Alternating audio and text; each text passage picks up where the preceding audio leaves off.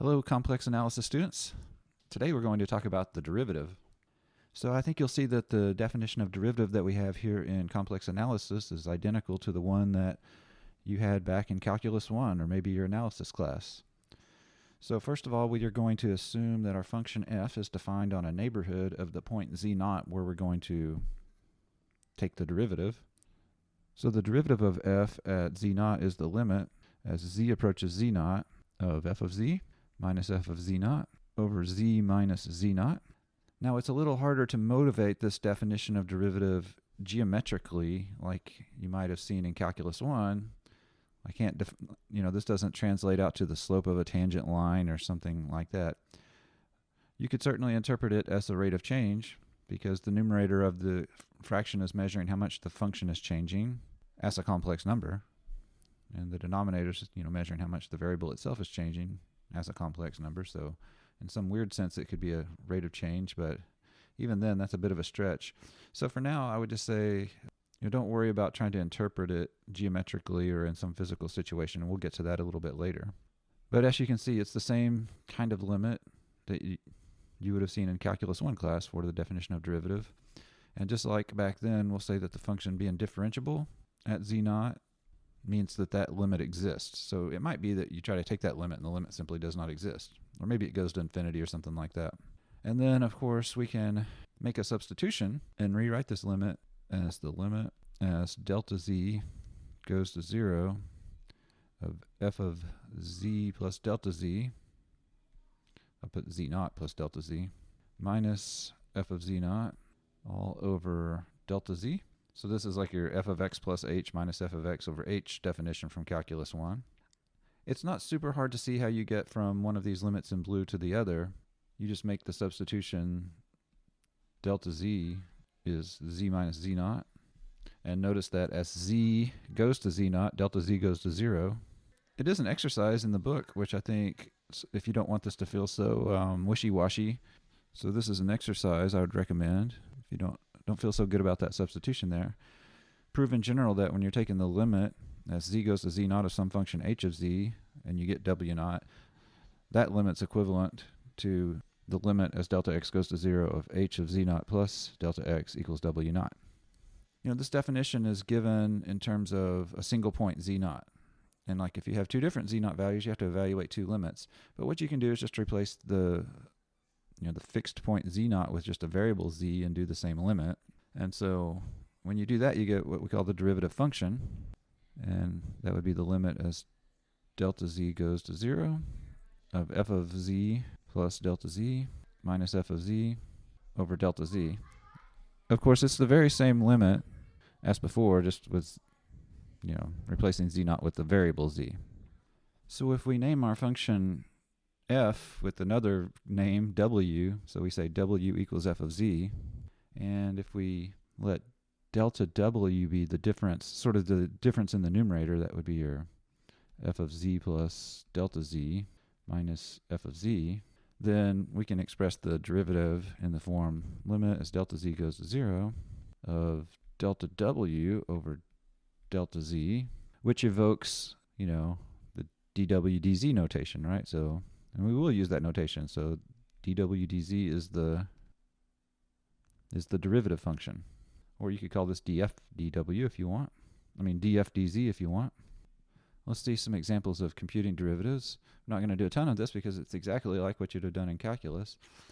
But there are some ways that things can go wrong with derivatives with the complex variables that you might not have ever seen when you're dealing with functions of real variables. So let's start with a straightforward function, f of z equals 1 over z, and let's find the derivative. According to the definition, f prime of z be limit as delta z goes to 0, f of z plus delta z minus f of z over delta z. And so then that works out to be limit delta z goes to 0 of 1 over z plus delta z minus 1 over z all over delta z. And you want to get a common denominator up there in the numerator.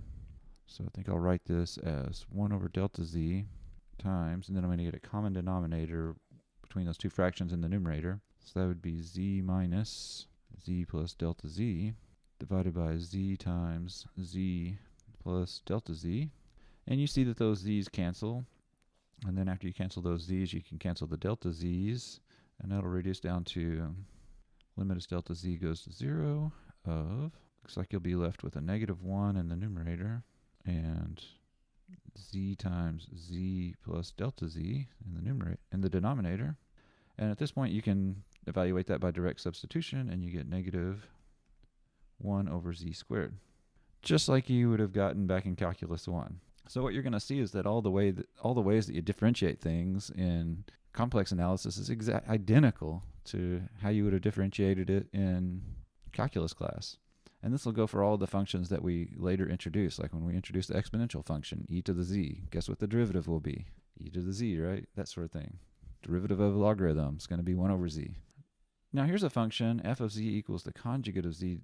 We don't have an analog for that in functions of real variables because, you know, the conjugate of a real number is just the same real number, so it's kind of a boring function. But here, you know, the conjugate is actually something that we use a lot, and so it makes sense to want to know how does this function work when you try to differentiate it. So let's find out. So if we try to differentiate the conjugation function, then we're going to have, you know, f of z plus delta z would be z plus delta z conjugate, then minus z conjugate, that's your f of z, all divided by delta z. For the next step, we need to take advantage of the fact that the conjugate of a sum is the sum of the conjugates. So let's take advantage of that here. And then we'd get z conjugate plus delta z conjugate minus z conjugate. Then we'd get the limit, delta z goes to 0, z conjugate plus delta z conjugate minus z conjugate over delta z. And you see something cancels up in the numerator, and you end up with taking the limit as delta z goes to 0 of delta z conjugate over delta z. Well, actually, this was something we worked out. It was an example that we worked out in a previous lecture on limits. We showed that the limit as z goes to 0 of z conjugate over z does not exist. So from our previous example, we know that this limit just simply does not exist. So the upshot here is that f prime of z does not exist for every z in the complex numbers. So this function, the conjugation function, is just rotten to the core. There's no saving it. It is completely non-differentiable. In this example, we have the function w equals modulus of z squared. Let's see what we can do with the derivative here. So dw dz would be the limit as delta z goes to 0 of, we'd have modulus of z plus delta z squared minus modulus of z all over delta z. That one's squared there too. You know, on this one, doesn't seem to be any obvious algebraic manipulation you can do, but we can take advantage of this property of moduli that says modulus of z squared is equal to z times z conjugate. So let's take advantage of that here. So this limit would become limits delta z goes to 0 of z plus delta z times z plus delta z conjugate. Then we have minus, and then we can do the same thing with just modulus of z there. So we got z times z conjugate, and then all over delta z. And then another property that we can take advantage of is the same one we used in the previous problem, is that when you have the conjugate of a sum, you can break that up as the sum of the conjugates. So this one would be z plus delta z times z conjugate plus separately delta z conjugate and minus z conjugate, all divided by delta z. And then of course we're going to multiply this thing out and see some stuff simplifies. Let's see, so we end up with z conjugate plus z delta z conjugate plus z conjugate delta z plus delta z conjugate. Then we have minus z conjugate there. All that divided by delta z. And we see that the z times z conjugates cancel off. And then a couple of the terms still have a delta z on them. So if we break this up into 3 separate terms, we end up needing to take the limit of delta z going to 0 of, we'll have z times delta z conjugate over delta z plus z conjugate plus delta z conjugate. Now what? That looks kind of ugly. Well, the trick on this one is to use a two-path approach again, like we did on another limit. So it's going to turn out that this limit doesn't exist most of the time. Now, if the limit were to exist, we know that no matter what path of approach delta z would take towards 0, we should get the same answer. Let's let delta z approach 0 along the x-axis first. So if we do that, then let's say delta z is equal to delta x plus 0 times I. So think of it like that. And so then in that case, if that whatever that derivative would work out to be, the dw dz, it would have to be the limit as delta x goes to 0 of, so just making the substitution here. Okay, z is still just z, but then you get this z times the delta z conjugate would be, delta x plus 0I conjugate divided by delta x plus 0I. I'm just putting the 0I there for emphasis.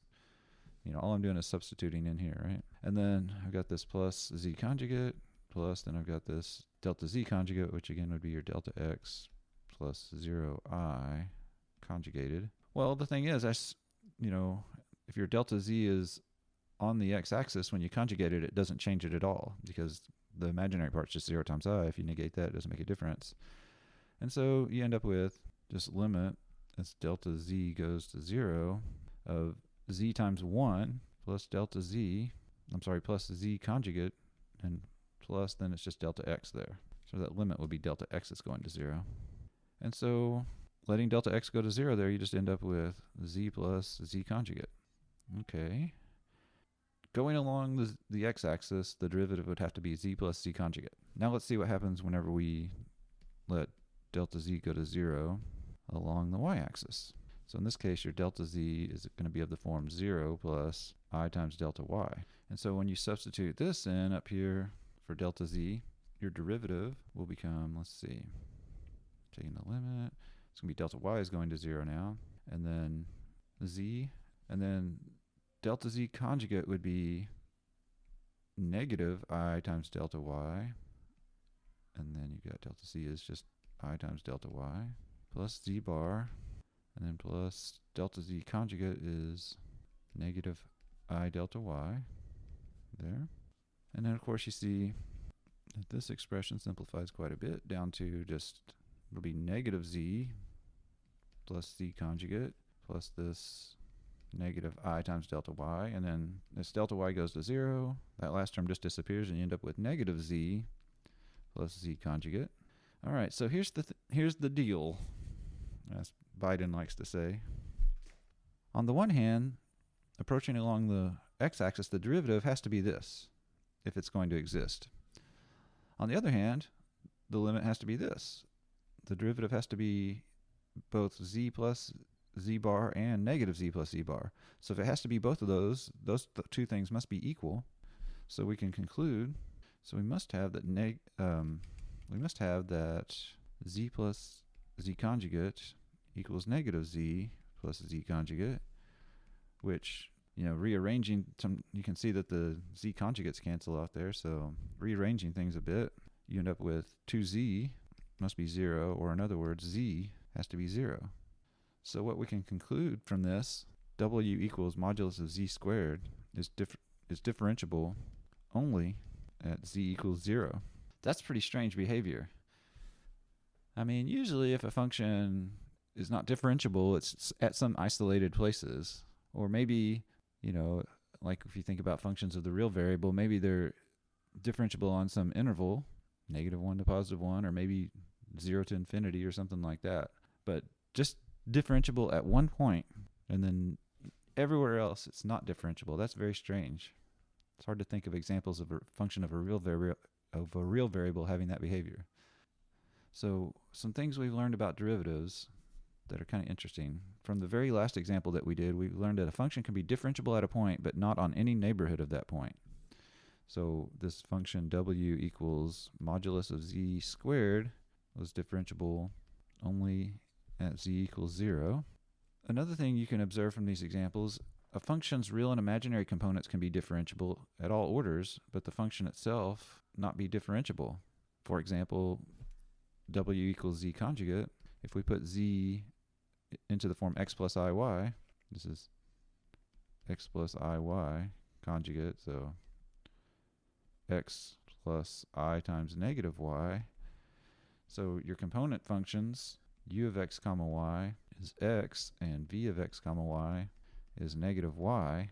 Like, both of these functions here are very differentiable if we think about them in the, differentiable in the real valued function sense of the word. So go back to your multivariable calculus class and think about what it means for those to be differentiable. So they're technically functions of two variables, and so you can talk about their partial derivatives of different orders. Like, you can do partial derivatives with respect to x, or partial derivatives with respect to y, or you can do these mixed partials. It doesn't matter. If you differentiate this thing to any order, so you can do second derivatives, so that it could be like del xx, or it could be del xy, or something like that. It doesn't matter how deep you differentiate it, you always get something that's differentiable. I mean, these differentiate out to 0 after after 2 steps. So anyway, the component functions themselves can be very differentiable, but yet the complex function is not differentiable. So this is different than when we talked about continuity, right?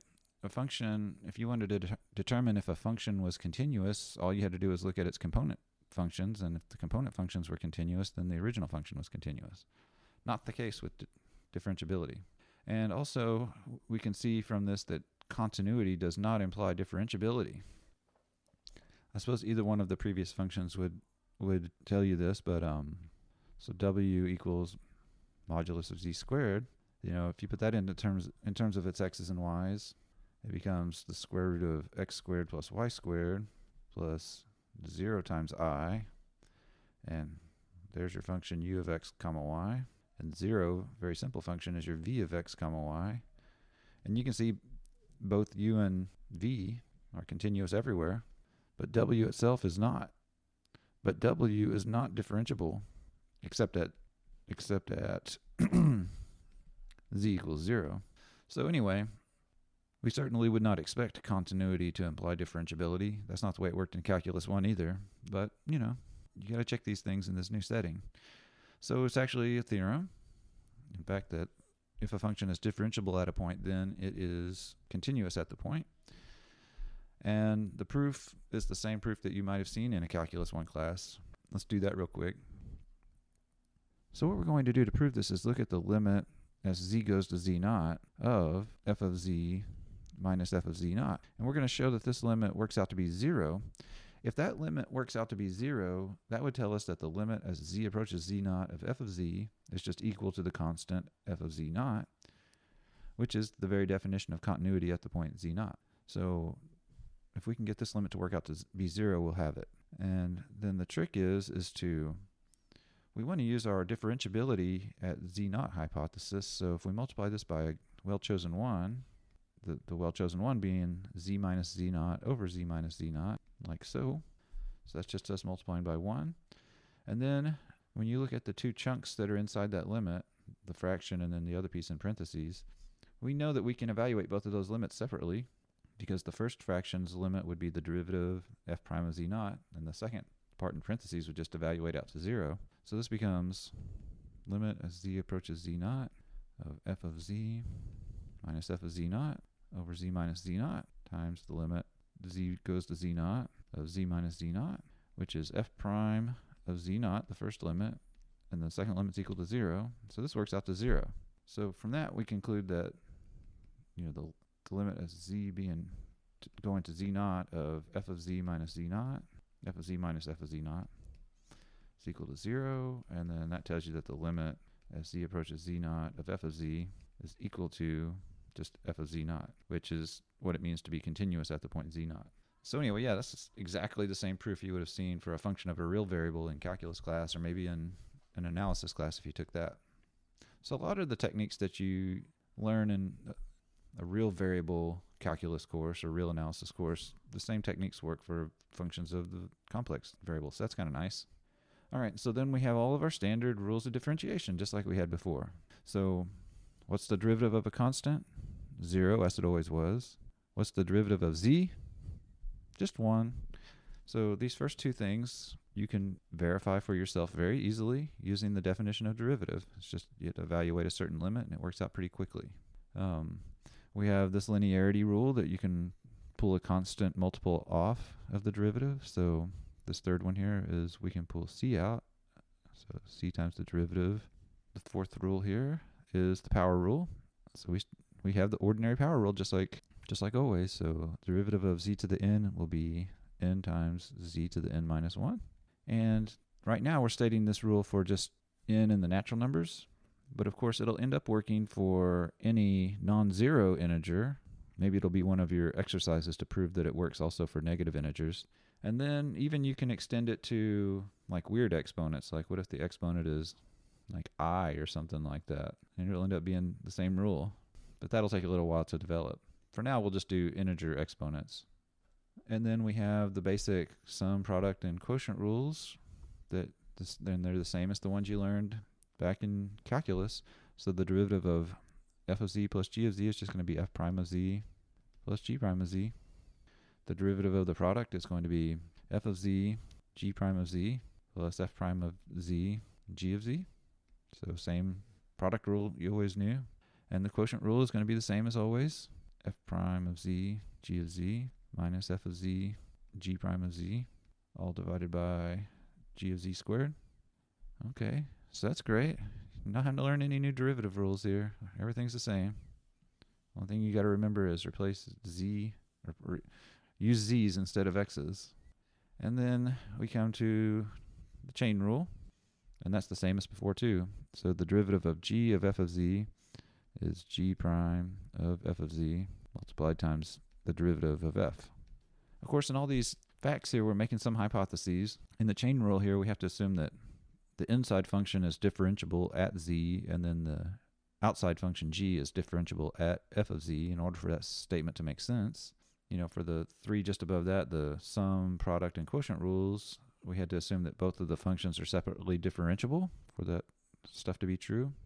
And of course, I was saying these names as we went along, but all of these rules have the same names that they had back in Calculus 1. So we have the power rule here, sum rule, product rule, quotient rule, and the chain rule. So one thing I'd like to do is maybe prove a little bit of this. I think those first four you can establish on your own pretty easily. Maybe the power rule would be the trickiest of them, but even that one's not so terrible. And certainly the first three are going to be a piece of cake. The sum rule is pretty easy to establish. The product rule, there's a little algebraic trick. We'll do the product rule, and once you have the product rule, you can kind of get the quotient rule for free from that. The chain rule, on the other hand, though, is kind of a pain to prove. I'll go through the proof of it, but yeah, it's a little bit tricky. So let's do a proof of the product rule. So let's give a name to the product of the two functions. Let's let h of z be f of z times g of z. Then we can look at h prime of z, and we know that that's the limit as delta z goes to 0 of h of z plus delta z minus h of z all over delta z. And then we can write that in terms of the product of f and g. So this would be f of z plus delta z, g of z plus delta z minus f of z, g of z all over delta z. So the trick on this one is to introduce a well-chosen 0. So we'll do it like this: f of z plus delta z, g of z plus delta z. So I want to make that first one work out to fg prime. So I want to put in minus f of z plus delta z times g of z, and then put in plus f of z plus delta z times g of z. That's me adding in 0 there. And then we have minus f of z, g of z still out there. And the purpose of doing this is that I can break this into two limits: f of z plus delta z, g of z plus delta z, minus f of z plus delta z, g of z, all over delta z, plus, then we have a limit as delta z goes to 0 of f of z plus delta z, g of z, minus f of z, g of z, all over delta z. And then in that first limit, you notice that there's a factor that you could pull out of the numerator right here. And in that second fraction, there's a factor that you can pull out. You can pull out a factor of g of z. And when you pull those factors out, you see that what's left there for you are some derivatives.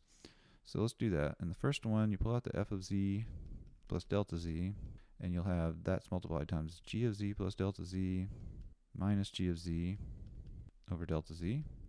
And in the second limit, you pull out that g of z, and you've got f of z plus delta z minus f of z over delta z. And now you can see derivatives where they're supposed to be. So when you take the limit of this first product, that f of z plus delta z, since delta z is going to 0, you just end up with f of z. And then that part in yellow is the definition of the derivative for g, so you get g prime of z there, plus, and then on the second limit, the first thing, g of z is just constant with respect to delta z, so you just get g of z there. And then the second limit of the quotient is, you can see, is the derivative of f, so you get times f prime of z. And that right there is the product rule, right? So you could do the quotient rule in a very similar way.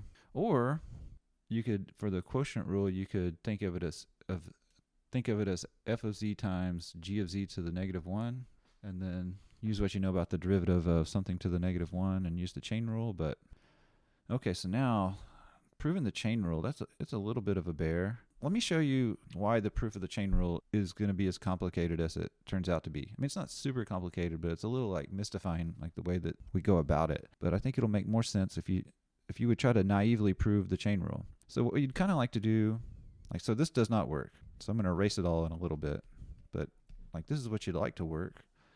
If you had h of x or h of z equals g of f of z, then like your h prime of z, you'd want to do the limit as delta z goes to 0 of g of f of z plus delta z minus g of f of z over delta z. And then maybe you can think about doing some sort of multiplying by a well-chosen 1 and write this as, wow, I guess that'll be something I edit out. Maybe I'll leave it there. It's very scary.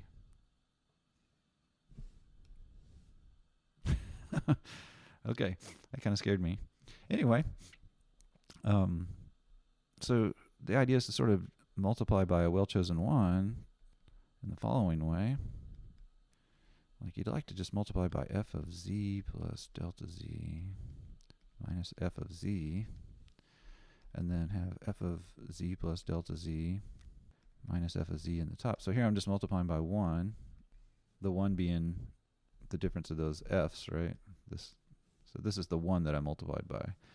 But the reason why you might want to try that is because it kind of looks like maybe I could just say, you know, like, let's let like delta w be this f of z plus delta z minus f of z.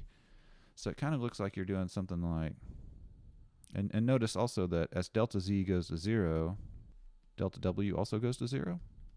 So then sort of making that substitution, you'd like to say, okay, now this becomes, I can break it into two limits. The first one's going to be delta w is going to 0 of g of f of z plus delta z minus g of f of z over delta w, and then limit as delta z goes to 0 of f of z plus delta z minus f of z over delta z.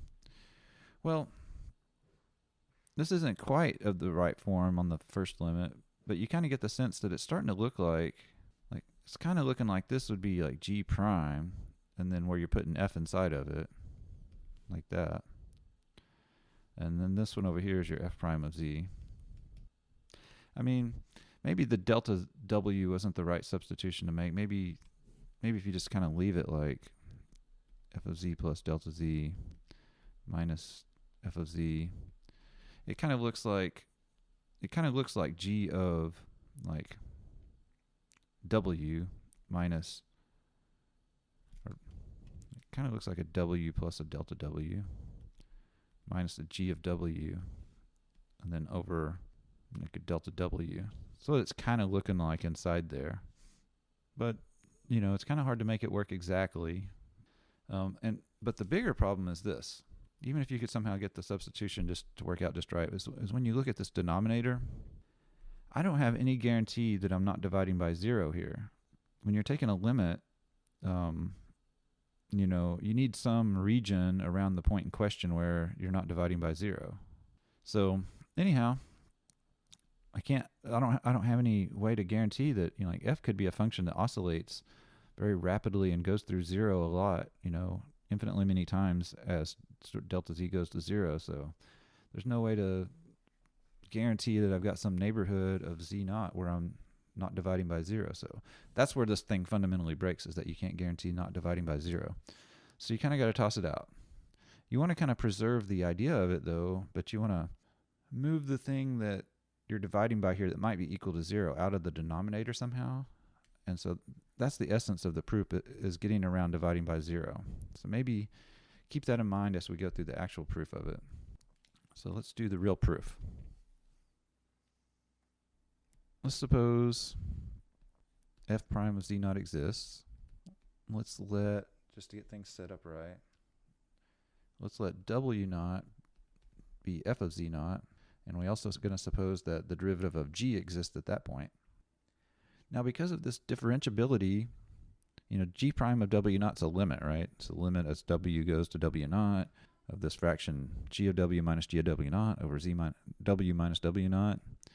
So when you assuming that limit exists, you're assuming that you've got a neighborhood of that point where the function that you're taking the limit of exists. So there exists some epsilon greater than 0 such that this g of w minus g of w naught over w minus w naught. So that's defined on this neighborhood of w naught of size epsilon. Because that fraction right there is the fraction that you take the limit of to get g prime of w naught. And when you go back to the definition of limit, if a limit exists, it presupposes that the thing that you're taking the limit of exists on a neighborhood of the point where you're taking the limit. So this is just from the definition of limit. So then we can define, on this neighborhood, we define this function gamma of w equals g of w minus g of w naught over w minus w naught minus g prime at w naught. So this only makes sense if w is not equal to w naught. So maybe we'll do a piecewise function here. And then if w is equal to w naught, we'll just define this to be 0. Which kind of makes sense, because when you look at the part where w is not equal to w naught, we know that as you take the limit, that fraction approaches the thing you're subtracting off. So this thing should be going to 0 in the limit, right? And in fact, that makes the function continuous by defining it this way. If you take the limit as w goes to w naught of this gamma of w, well, when you're taking the limit as w approaches w naught, you're not considering values of w that are equal to w naught, so you're only using the top part of the definition of gamma of w. And of course, when you take the limit of that, you're going to get 0, because the fraction part goes to g prime of w naught, and then you're subtracting g prime of w naught, so you get 0. And that's exactly equal to gamma of w naught. So that tells you that the function is continuous at w naught. Okay, so now because we have this continuity, and you know the function gamma here is not doing anything crazy at w naught, because of that we can rewrite the expression. We can say, okay, well, on this neighborhood of w naught of radius epsilon, it's certainly true that we can take, you know, that top expression and sort of multiply it through by w minus w naught. And so we could rewrite this as g of w minus g of w naught equals, if you added the g prime w naught to both sides, you'd get something like this. Gamma of w minus plus g prime w naught, and then that's multiplied times w minus w naught. So all we're doing here is taking sort of this expression up here and then rearranging it to get this expression. And it works also at w naught, because at w naught, you just get 0 on both sides. So at this point, we don't have this possibility of dividing by 0, which is good. So the next thing we're going to do is point out that because f is differentiable, f prime of z naught exists. That tells us that f is continuous at z naught.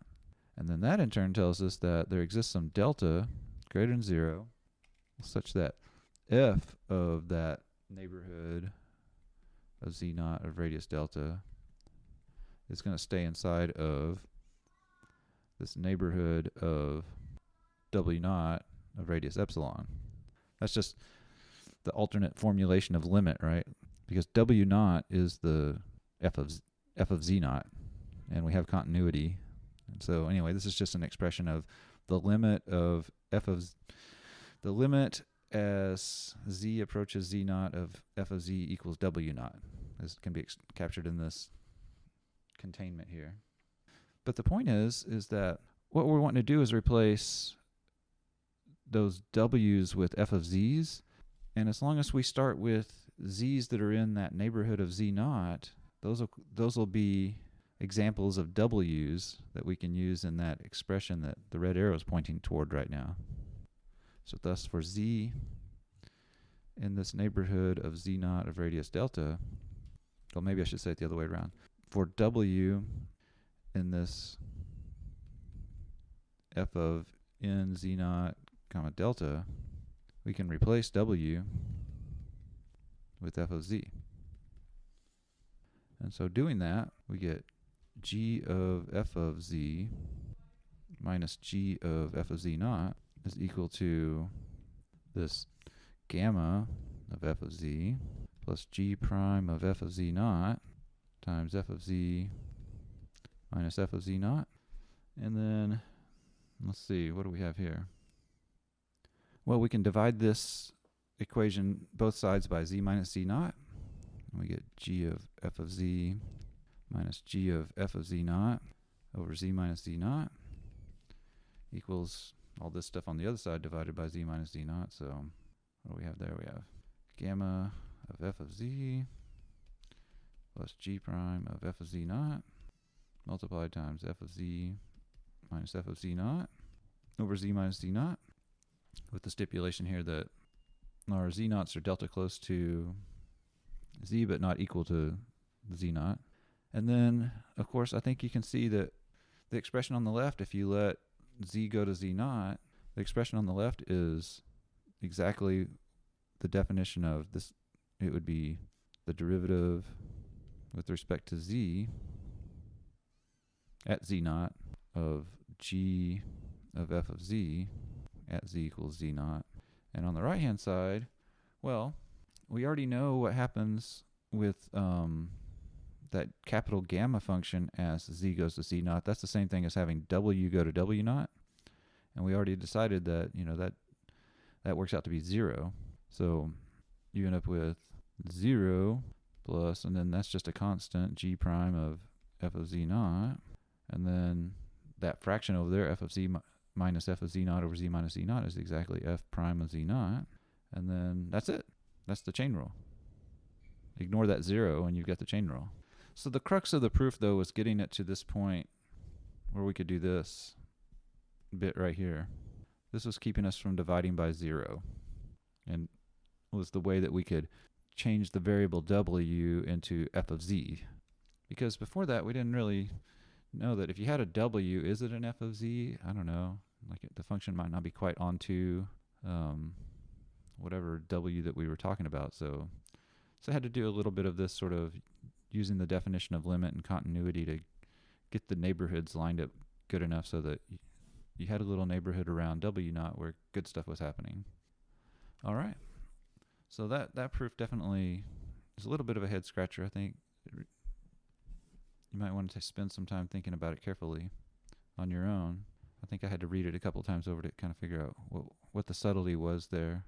And it made the most sense to me when I thought about if I tried to prove the chain rule sort of naively and seeing how there's this unescapable problem in this fraction in yellow right in front of us here, that W minus W naught, you just didn't have, when that's written as f of z minus f of z naught, you just don't know if you're dividing by 0. And so all this argument is doing is just getting that W minus W naught out of the denominator and then replacing it with f of z on an appropriate size neighborhood. Then you get around the problem of dividing by 0 and you're good to go. All right. I think that's all that I have for you today. And so I'll tell you goodbye.